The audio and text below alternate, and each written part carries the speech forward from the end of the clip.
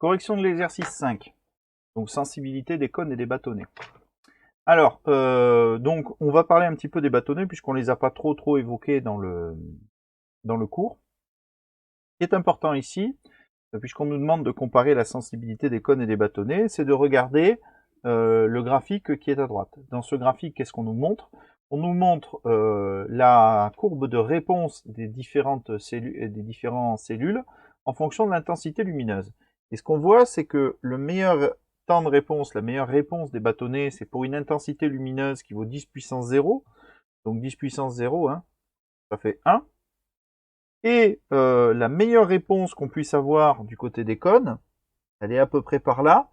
Les cônes verts et rouges répondent à peu près de la même façon, puisque ce sont des cônes qui sont quasiment jumeaux. Hein.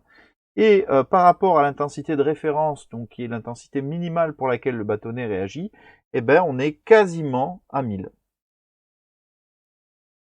Donc, à la réponse A, on remarque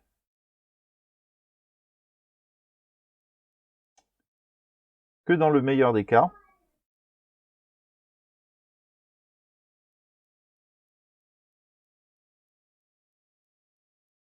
les bâtonnets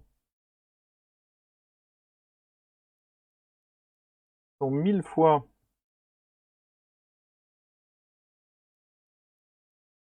plus sensibles à la lumière que les cônes. Alors je précise le meilleur des cas, parce que dans le cas le moins bon, c'est-à-dire quand on commence à regarder ici, là, dans les rouges foncés,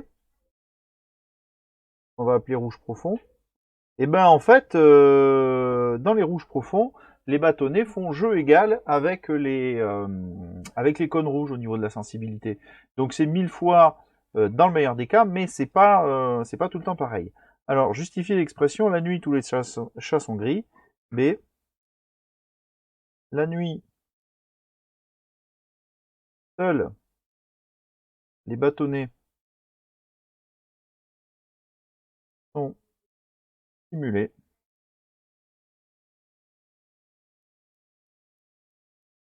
Il n'est plus possible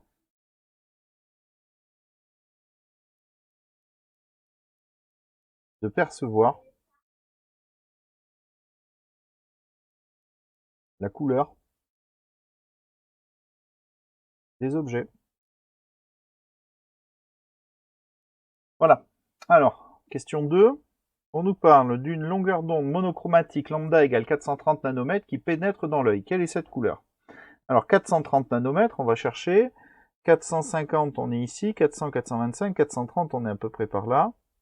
Donc on va partir à la verticale pour aller chercher cette longueur d'onde. Et à 430 nanomètres, eh ben, on a le cône bleu qui est excité à son maximum, mais en revanche, les cônes rouges et verts le sont assez peu. Donc, à 430 nanomètres, les cônes bleus sont stimulés de façon optimale.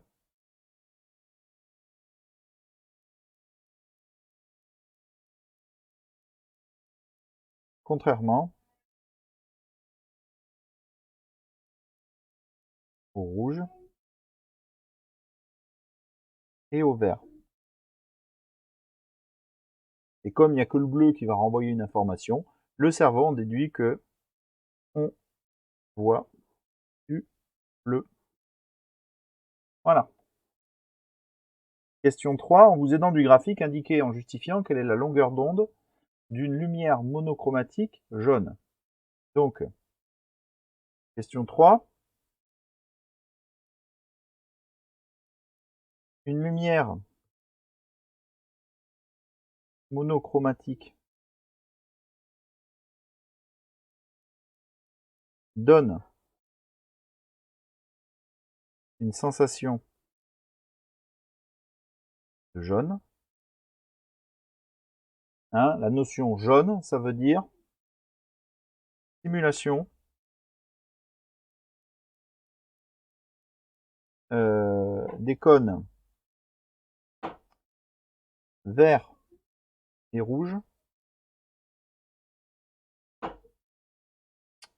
de façon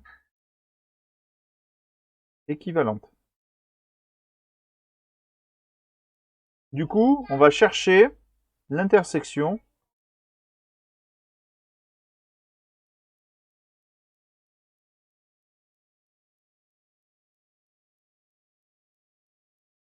de la courbe